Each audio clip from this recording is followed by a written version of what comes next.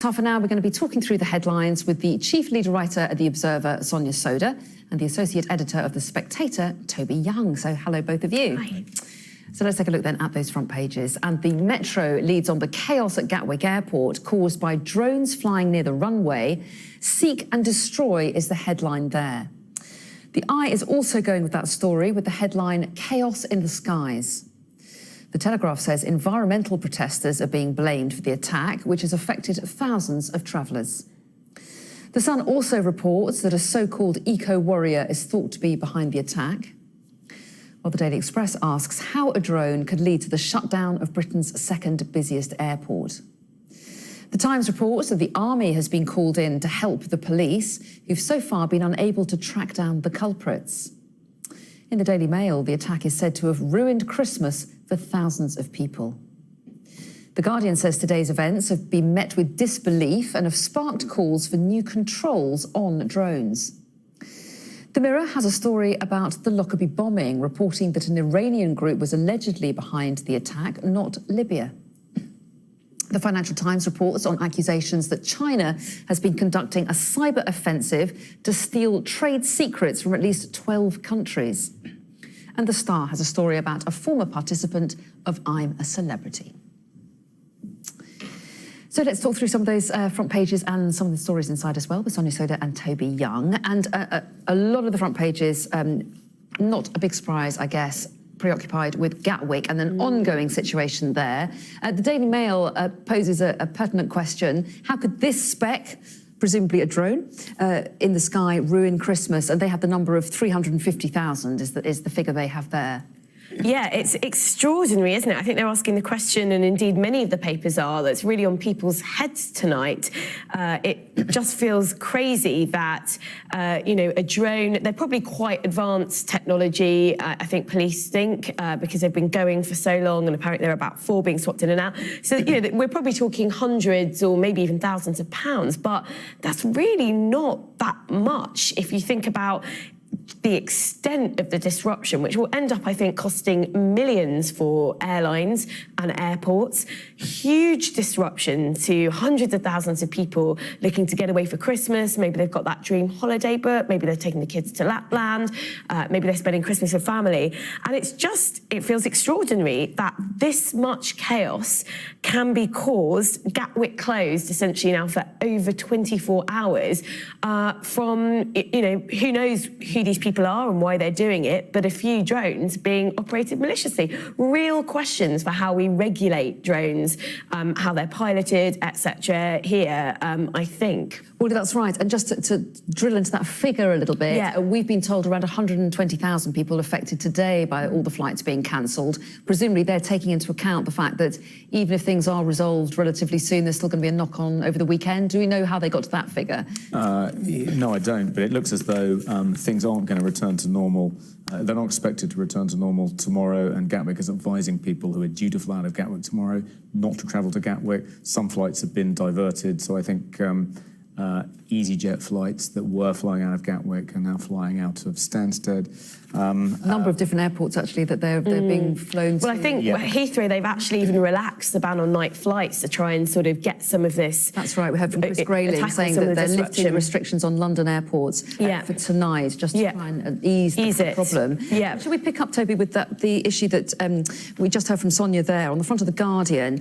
They are... It's a great photo on The Guardian, isn't it? Sort of sums it up, miserable person in a Christmas jumper. Exactly, should be a happy time, and so many people's plans disrupted. But the issue that they raise there is this call for new controls on drones, and it does raise questions that something so small has caused so much chaos. Isn't there more that we can do about it? Well, if you look at all the papers generally have got vox pops with people stranded at Gatwick, and they're all absolutely furious and just perplexed that you know, what is essentially a toy could have suspended for so long and caused such a huge amount of disruption, suspended for so long, Britain's second largest airport, why aren't they better prepared for this? I mean, there is equipment available which enables you to jam the signals which need to be transmitted to drones in order to enable them to fly. They road tested a device in order to stop drones flying within 1 kilometre of airports earlier this year, but for some reason it wasn't deployed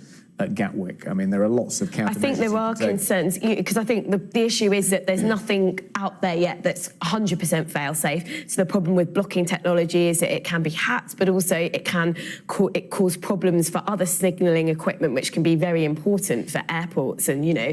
And I did talk to one person from a company that said that they have these sort of tracking devices, but and that Gatwick have been working with them, but they felt that Gatwick was unlucky, that lots of airports weren't yet prepared. I'm sure that's I'm sure that's the case. I think there will be a lot of, airports worldwide following this incident will be reviewing their kind of procedures and policies in place. One of the interesting things that will come out over the next few days is, what are other airports in other parts of the world better prepared? Have they experienced similar episodes which they've been able to snuff out very quickly compared to us? I mean, the inability of the police, I mean, now the armed forces are involved, and perhaps they'll actually find out who is flying these things. No one seems to know. I mean, you know, that was revealed if you look at the different front pages. I think the Telegraph has the culprits as echo warriors. Well, they're the Sun has it as a single echo warrior, a drone wolf. No one knows. And when you look at the copy, it says that's one of the options that police are looking at. Certainly. The ineffectiveness, the inability of the police to actually do anything about this. They've got snipers, they've got helicopters, 20 different police forces were involved in trying to track down who was doing this. But I think it's post hoc and after the fact stuff, which is actually quite tricky. And I think we probably need to take a big look at how drones licensing is regulated. We know we've taken quite a light touch approach to drone regulation in the past. Experts have warned about it. So, it's only drones that are over a certain size that are regulated at the moment. There are some new regulations coming in later in 2019, which are for slightly smaller drones. But we've really been very slow on this. It's been a case of regulation catching up with the technology. I think experts have actually been taken aback. I know, speaking to people who cover technology at The Guardian, that people, I don't think, were expecting something this disruptive to happen the first time an airport got affected by this. And I think people have been completely and there are new laws, aren't there, that have a 1 kilometre exclusion zone around places like airports and height restrictions on how they can fly. But the problem is that's depending on people obeying the law. Yeah. And actually, I heard an expert this morning saying that even with the 1 kilometre restriction zone, that still means that you're going to have drones near an airport that might be flying above an aircraft as it comes into land, which can create the potential for collisions. I mean, I wouldn't be at all surprised if the government does respond by introducing a whole slew of new regulations and new laws about drone ownerships and drone flying. But, the fact is that this person has broken the law. So it's not that the law itself hasn't caught up with the technology. It's more that, well, if people are prepared to disobey the law, if they're prepared to ignore it, they can cause this kind of problem. Indeed. The solution, I think, has got to lie in technological countermeasures. OK, and I'm sure there'll be a lot of discussion about that over the next few days. And just before we move on from it, let's just show you the double-page spread in The Sun, which the photographs tell the story. Lots of fed-up people. There's a before and after there of a couple looking very excited. And then still at the airport, you've got to feel sorry for people, haven't you, really? A lot of questions about when it's all going to be sorted out.